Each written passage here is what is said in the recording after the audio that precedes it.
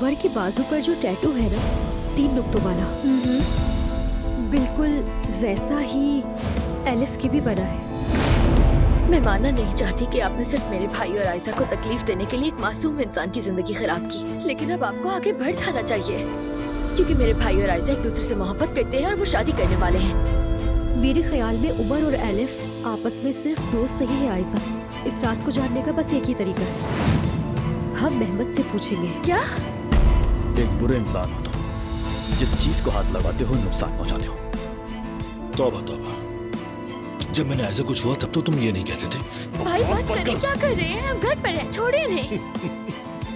तुम एक दफा जाकर उस एलिफ की गर्दन पर वो टैटू तो देखो, यानी अगर उमर के हाथ पर बना हुआ टैटू उससे मिलता है तो यकीनन वो दोनों पहले रिलेशन में थे।